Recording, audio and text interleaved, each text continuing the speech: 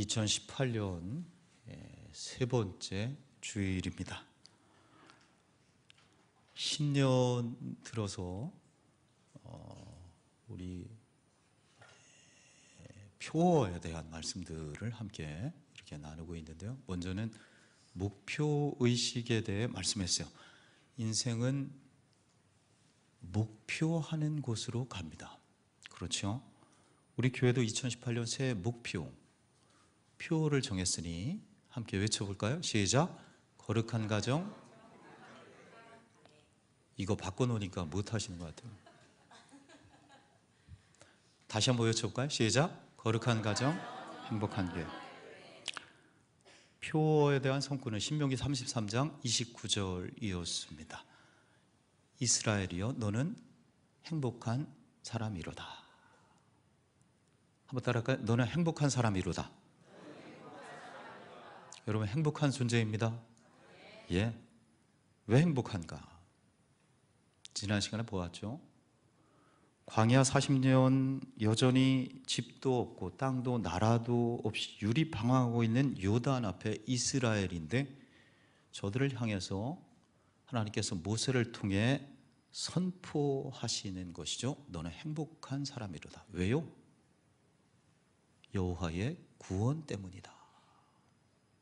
그 구원하신 하나님께서 이스라엘을 도와주시고 끝내는 승리케 하실 것이기 때문이다. 예. 오늘 보고자 하는 것은 거룩입니다.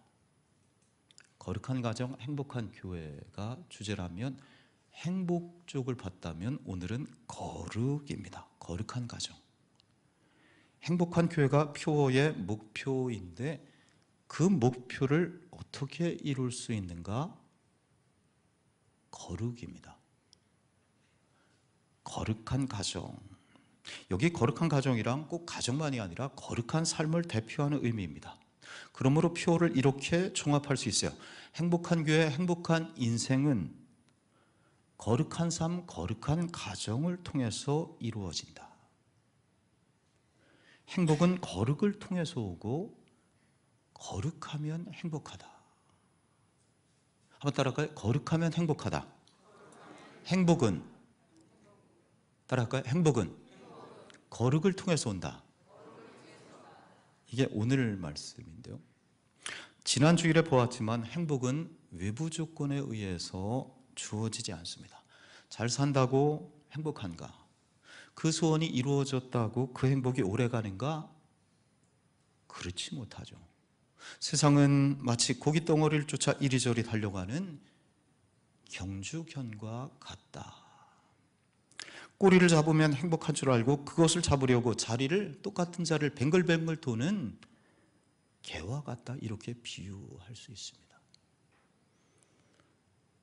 마릴린 몬로, 미국의 여배우죠. 당시에 전 세계 우상과 같은 존재였습니다. 그녀는 이렇게 말했어요. 나는 한 여성이 가질 수 있는 모든 것을 가졌다. 나는 젊고 아름답다. 그렇죠? 치마를 이렇게 하는 모습이 상상이 되는데, 나는 돈도 많고 사랑에 굶주리지도 않았다. 하루에도 수백 통의 팬레터가 온다. 누구보다 나는 건강하고 부족한 것이 없다. 나는 미래에도 이렇게 살 것이라 확신한다. 그런데 나는 웬일인지 너무너무 공허하다. 나는 너무너무 불행하다. 이유를 알지 못하겠다. 뚜렷한 이유를 찾을 수 없지만 나는 불행하다고 느끼고 있다. 결국 1962년 어느 날 밤, 나의 인생은 파장하여 문 닫는 해수욕장과 같다는 이 짧은 글을 남기고 자살을 합니다. 오늘 첫 번째 결론이에요. 하나님 없는 인생, 결코 궁극적인 행복을 얻을 수 없습니다. 세상의 모든 행복의 조건을 다 가지고 있다 할지라도 빈 가슴이라 오직 예수 그리스도께서 주시는 은혜 가운데 거할 때, 영원한 생명이신 주님께서 내 안을 채워주실 때 참된 행복과 참된 만족이 우리 인생 가운데 있는 것입니다. 여러분 축복합니다. 예수 그리스도 안에서 행복한 인생이 되시기를 축원합니다. 맞습니다. 예수 믿으면 행복합니다. 한번 따라할까요? 예수 믿으면 행복하다. 할렐루야. 네. 그런데요, 예수 믿으면 행복하다는 말이 맞긴 하지만 이 말은 자칫 예수 믿는 최고의 목표가 내 행복, 나 행복한 거 여기에 있는 것처럼 착각할 수 있습니다. 그렇지 않습니다. 여러분 이 말씀 잘 들으시면 좋겠어요. 성도의 최고의 목표는 거룩함입니다. 이게 오늘 주제예요. 하나님이 우리를 구원하신 마지막 궁극적인 뜻은 무엇인가? 오늘 본문 3절인데요. 하나님의 뜻은 이것이니 너희의 거룩함이라. 오늘 이 한 절 보고자 하는 거예요. 거룩한 백성이 되는 것입니다. 만약 우리가 삶의 목표를 거룩으로 삼는다면, 우리 삶에서 거룩함을 이룬다면 행복은 자연스럽게 뒤따라온다. 이렇게 말씀할 수 있습니다. 성경을 보면 그 배열이 있어요. 창세기, 그 다음에 뭐죠? 출애굽기, 그 다음에 레위기, 민수기, 신명기, 여호수아 이렇게 가요. 아주 중요한 배열입니다. 세상을 처음에 만들었기 때문에 창세기가 처음에 있는 것이기도 하지만 이것은 우리의 신앙 여정과 정확하게 일치하는 배열입니다. 창세기에서 창조가 있고 따라오는 것이 타락입니다. 창세기에서 죄가 들어오지요. 그 죄의 노예자리에서 구원을 얻는 내용이 출애굽기입니다. 맞죠? 하지만 성경은 창세기 출애굽기에서 마치지 않습니다. 구원으로 끝나지 않아요. 출애굽기 다음에는 레위기가 이어집니다. 레위기의 주제는 뭘까요? 거룩입니다. 하나님이 거룩하니 너희도 거룩하라. 출애굽기에서 구원을 얻었으면 레위기에 와서 거룩해져야 합니다. 그래야 민수기, 신명기를 거쳐서 여호수아서에서 가나안에 들어갈 수 있습니다. 이것이 가나안에 들어가기까지 하는 것이 이스라엘을 향한 하나님의 구원의 계획이십니다. 오늘 우리에게도 마찬가지예요. 영적인 이스라엘인 우리에게도 하나님께서 가나안이 있으세요. 젖과 꿀이 흐르는 땅에 들어가서 그 삶을 살아내야 합니다. 그날을 바라보며 지금 이 땅에서 무엇을 해야 되는가? 구원받은 성도라면 거룩함을 향해서 힘써 나가야 하는 것이죠. 그래, 빌립보서 2장 12절 너희의 구원을 온전히 이루라. 로마서 6장 22절은 또 말씀해요. 그러나 이제는 너희가 죄에게서 해방되고 하나님께 종이 되어 거룩함에 이르는 열매를 얻었으니 그 마지막은 영생이라. 거룩함에 이르는 열매를 맺을 때 그 마지막은 영생이 되리라 말씀하고 있습니다. 거룩한 성도, 영생을 얻는 천국의 백성이 되시기를 주의 이름으로 기원합니다. 오늘 본문이 이것을 말씀해요. 우리 2절과 3절 두 절만 한번 읽어볼래요? 우리가, 시작.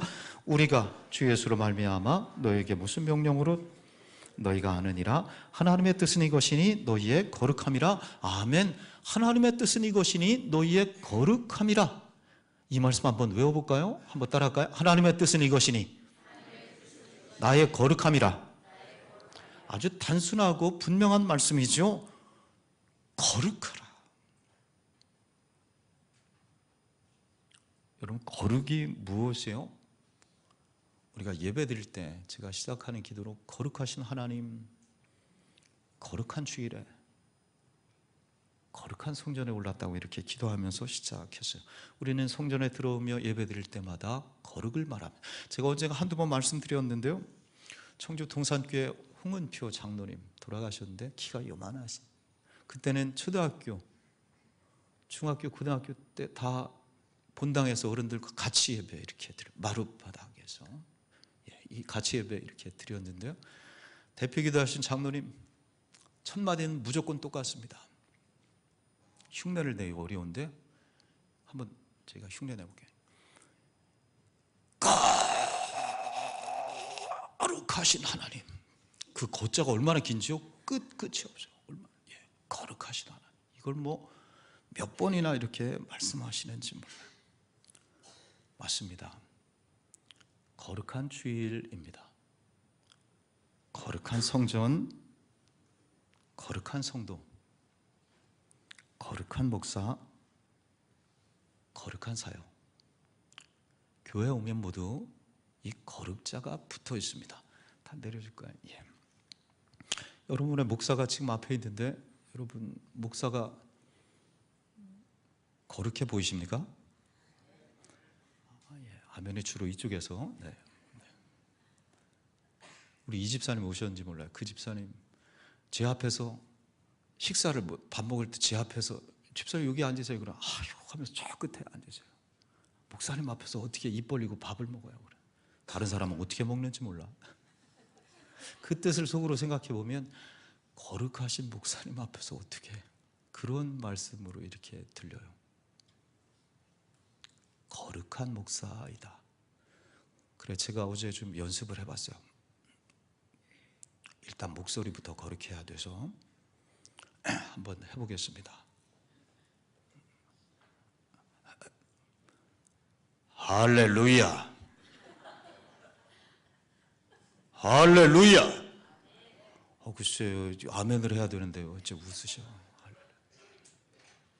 안녕하십니까. 성경이 말하는 거룩은 그런 것이 아니죠. 히브리어 지금 카도시라고 해요. 헬라어로는 하기오스 중창단 이름 많이 우리가 들어봤는데요. 여러분 거룩은 무슨 뜻이죠? 우리 알고 있죠? 거룩은 분리하다라는, 구별되다라는 뜻을 가지고 있죠. 세상과 구별된 것입니다. 그러기 위해서 악하고 더러운 것들을 끊어내는 것, 잘라내는 것, 그게 거룩입니다. 여러분 그렇게 살고 계십니까? 인도네시아 등 동남아에서 원숭이 사냥할 때 이런 방법을 쓴다고 하지요. 호리병, 목이 아주 좁은, 손만 이렇게 쏙 들어가는 아주 목이 좁은 호리병을 묶어놓고 원숭이가 잘 다니는 곳에 그 속에 쌀이나 곡식들, 원숭이가 좋아하는 뭐 이런 것들을 넣어놓는다는 거예요. 그럼 원숭이가 와서 그 안에 손을 넣어서 곡식이나 바나나를 확 한 움큼 움켜쥐습니다. 그럼 이게 빠지지 않죠. 너무나 쉽게 원숭이를 잡는다는 거예요. 손을 놓고 손을 빼고 도망가면 사는데 그 잡고 있는 것을 놓지 못해서 호리병에 손이 빠지지 않아서 잡혀서 죽고 마는 것입니다. 우리도 그런 것 아닌가? 세상에 더럽고 추한 것을 놓아야 사는데 끝까지 움켜쥐고 끊지를 못합니다. 그래서 거룩하지 못하고 참된 행복을 누리며 살지 못합니다. 거룩하려면 잘라내야 됩니다. 끊어야 됩니다. 이것이 카도시 하기오스 거룩입니다. 오늘 본문 말씀에 돌아가면 데살로니가 교회이죠. 이 교회는 예수 믿은 지 얼마 되지 않은 그런 개척교회와 같은 성도들이, 그런데 믿음이 얼마나 좋은지요. 데살로니가 교회에 대해서 칭찬이 많습니다. 오늘 말씀도 그런 말씀들이 기본으로 되어 있는데요. 굳센 믿음을 가져서 환난과 시험을 잘 견디었습니다. 1절에 보면 끝에 곧 너희가 행하는 바라 더욱 많이 힘쓰라. 열심히 그 말씀 따라 힘쓰고 있는데 더욱 힘쓰라 칭찬하는 말씀이에요. 2절에 보면 우리가 너희에게 무슨 명령으로 진 것을 너희가 아느니라. 사도가 성도들에게 말씀을 명한 대로 그 말씀을 알고 열심히 힘쓰는 믿음이 있었습니다. 그런데 믿음이 있다고 해서 거룩한 삶이 자연적으로 따라오느냐? 그렇지 않습니다. 우리도 이 가운데 다 믿음의 성도들입니다. 목사가, 직분자들이, 오늘 오후에 헌신 예배드린데 재직들이, 성도들이. 그런데 굳센 믿음이 있다고 거룩하냐, 거룩한 삶을 살고 있느냐? 꼭 그렇지는 않습니다. 당시 본문에 세상 사람들은 음란했어요. 3절에 보면, 4절에 보면 아내를 막 갈아치우고, 5절에는 색욕에, 6절에는 형제를 해하기까지 합니다. 문제는 성도들이에요. 믿음이 있다는 성도들도 이 세상 풍조에 따라갔습니다. 그래서 데살로니가전서 1장, 2장, 3장은 예수님 보혈의 은총으로 구원받은 성도를 말씀하고 4장과 5장은 구원받은 성도답게 사는 삶을 말씀합니다. 특별히 구원받아서 주의 재림을 기다리는 성도들은 어떤 삶을 살아야 하는가? 거룩함, 성결함이라. 하나님이 우리를 부르심은 부정하게 하심이 아니요 거룩하게 하심이라. 오늘 본문 7절에서 말씀. 하나님께서 우리를 구원하시기 위해서 부르셨어요. 우리가 그 부르심에 응답했죠. 그 이유는 무엇인가? 마지막에 거룩하게 하시기 위함이라.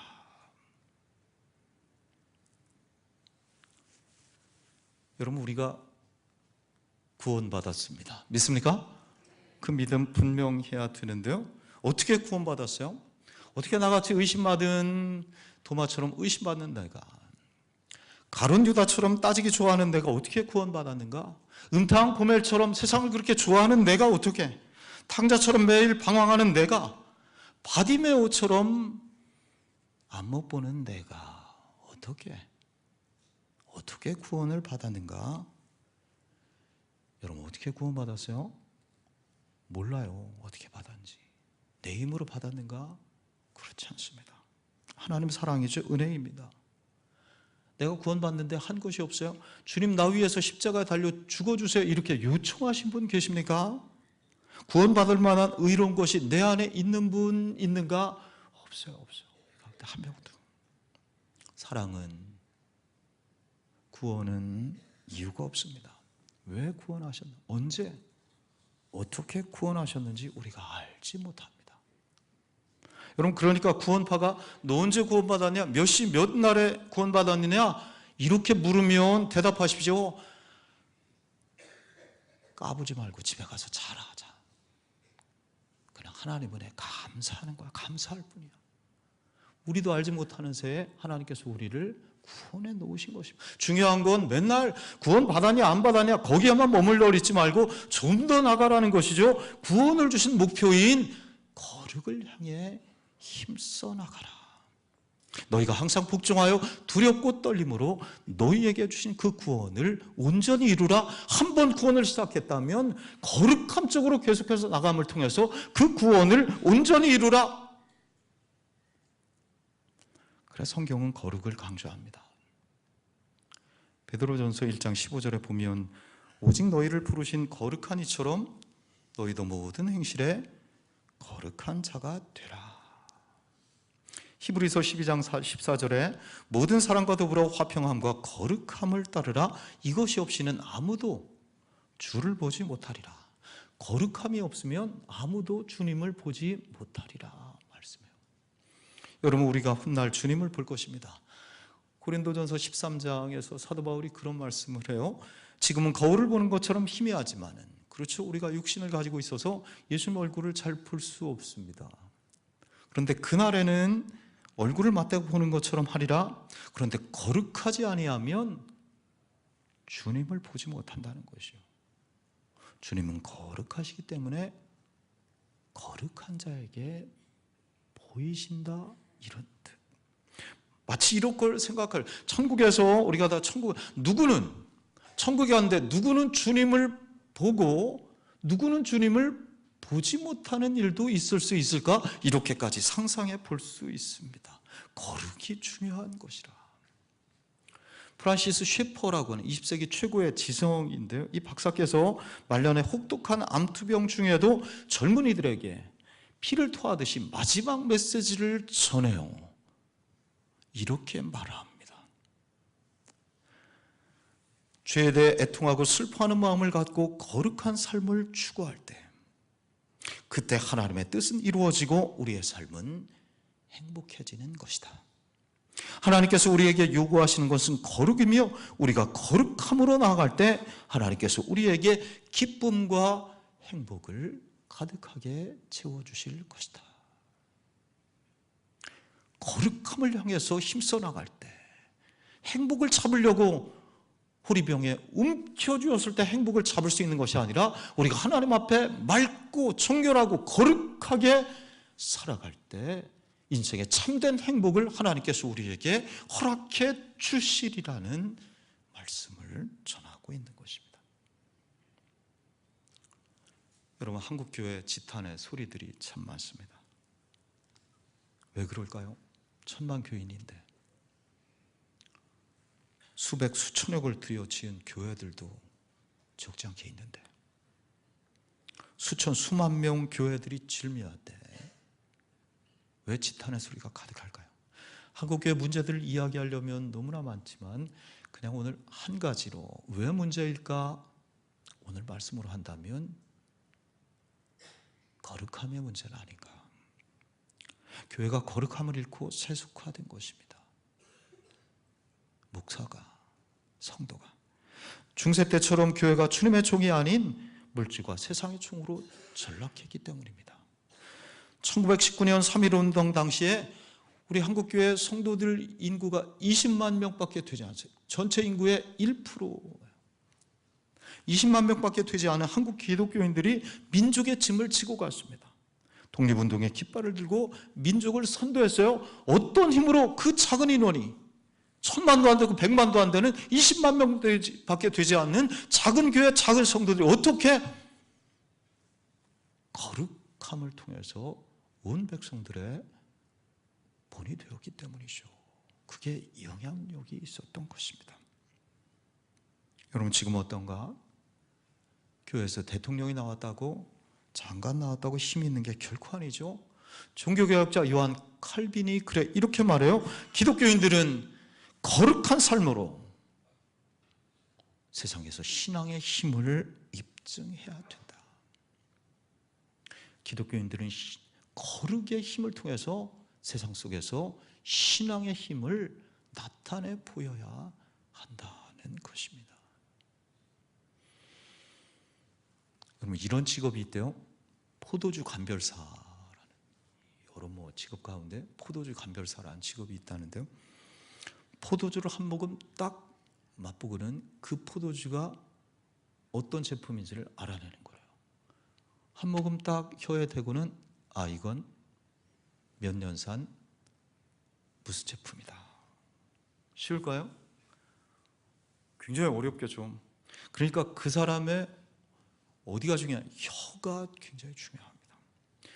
혀가 아주 민감해서 포도주 한 방울만 떨어뜨려도 그것을 식별하는 쪽으로 아주 민감합니다. 그런데 그게 그냥 되는 것이 아니에요. 여러분, 지금 거룩을 이야기하고 있어요. 맛을 예민하게 구별하기 위해서 평소에 혀를 잘 간직해요. 일단 자극성이 있는 맵거나 짜거나 절대 먹을 수 없습니다. 항상 싱거운 것만 먹습니다. 또 배가 너무 부르거나 고파서도 안 됩니다. 맛을 느끼는데 지장이, 배가 너무 고파도, 배가 너무 불러도, 그래 적당한 상태를 항상 유지해야 됩니다. 세상 사람도 직업상 그렇게 자기를 구별합니다. 자극성 음식 먹는 것 무슨 잘못이겠어요? 오늘 저녁에도 혹시 우리 맛있는 거 먹으러 가자, 매운 거 먹을까? 잘못이 아니죠. 그러나 자기가 맡은 일을 잘 수행하기 위해서 절제하는 것입니다. 배는 언제나 부르지도 않고 고프지도 않은 상태를 유지하는 것입니다. 맛있는 음식이라고 한 숟갈 더 먹어서도 안 되고 바쁘다는 이유로 식사를 걸러서도 안 됩니다. 하물며 거룩해야 되는 우리 성도들이랴. 여러분, 이런 마음으로 자신을 보십시다. 하나님 앞에 거룩한가? 내가 말씀 앞에 성결한가? 구별된 삶을 살고 있는가? 주님은 거룩한 곳에 계십니다. 거룩은 주님을 내 안에 모시는 초청장입니다. 우리 주님이 이 땅에 사시는 동안 거룩하셨습니다. 눈이 죄를 지으면 눈을 빼버리라. 마음으로 음욕을 품었느냐? 가늠한 것이라. 때마다 시마다 구별된 곳, 거룩한 시간, 거룩한 곳에 가시어서 기도하며 묵상하시었습니다. 그 주님을 따라 우리 또한 마음과 마음과 생각이 거룩해야 됩니다. 우리의 삶과 행실이 거룩해야 되지요. 내 속에 청한 마음, 정직한 영을 새롭게 하는 것입니다. 우리는 보는 것을 경계해야 됩니다. 말하는 것을 절제해야 됩니다. 먹는 것을 조심해야 됩니다.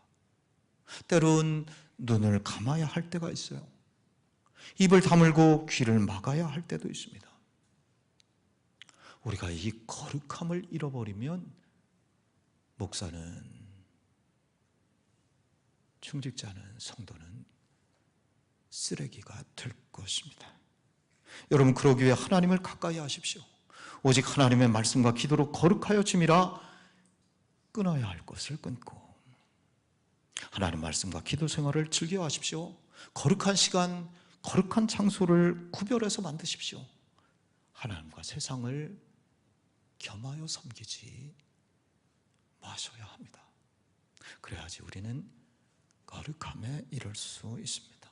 그렇게 거룩한 성도가 될 때 주께서 우리에게 행복을 주십니다. 가정을 비롯해 우리가 거룩한 삶을 이룰 때 행복한 인생, 행복한 교회를 세워갈 수 있는 것입니다. 오늘 말씀 정리합니다. 2018년 주제에 대한 말씀 오늘로 마무리합니다. 거룩한 가정, 행복한 교회라. 무엇을 통해? 거룩을 통해 행복한 인생을 가꾸어 가시기를 주의 이름으로 축원합니다. 기도하겠습니다.